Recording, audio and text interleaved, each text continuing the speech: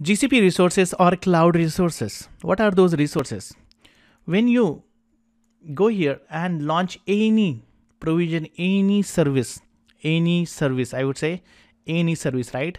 That becomes the resource for you, right? If you launch, say, App Engine, Compute Engine, that is your resource. When you create a network like VPC inside Google Cloud Platform, that is your resource. All of those are resource, and all those resources are related to a project. Okay, keep that as an understanding. If you look at as a hierarchy, if you want to understand resources, you just need to look at hierarchy. Typically, if you look at there is a company, and company has got a multiple departments or a group of, or I would say business units, and those business units has got a multiple initiatives or the project inside it, and that is how you can organize a project or organize project inside the company. If you look at this organization and folder where you can mimic the department or business unit or any other kind of product, right? These two are G Suite products, and this is not visible. You can say you can assign the project to an organization, but it is not that much visible inside Google Cloud Platform. So if at all you want to play around with organization and folders, you can go to G Suite account and you can manage it there. And we are having one example wherein we are creating share VPC, which will be shared across multiple projects inside it. But for that particular time, you can just hold on to organization and folders understanding.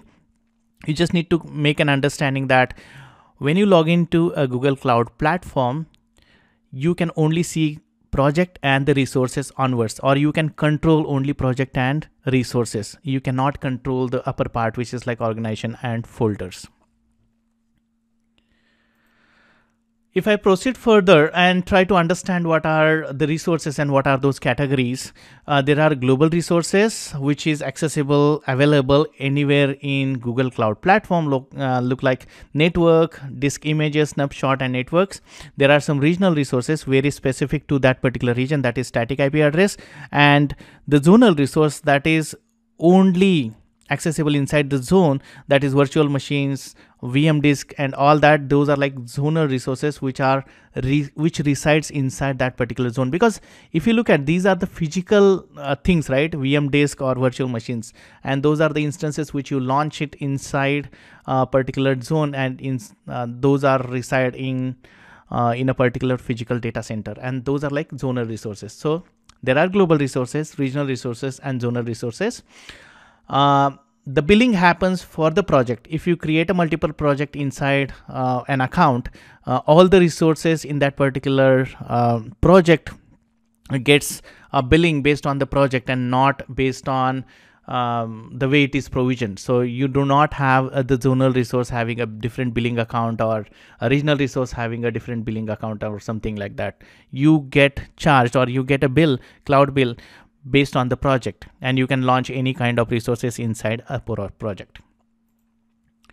So in a high level, if you look at the resource manager, help you to centralize, manage hierarchy, centralize, manage, track all your projects, manage IAM access across organization, manage organization and organization policy, create and manage IAM policies, cloud console and IAM access, and manage cloud folders. That's it, right? So that is the resource manager's work. It is not, there is no concept of resource manager as such in the console, but when you create those resources, the resource manager help you to create it in the hierarchy. That's it, guys. As a resource manager, let's go ahead and look at some part of identity and access management in next lecture.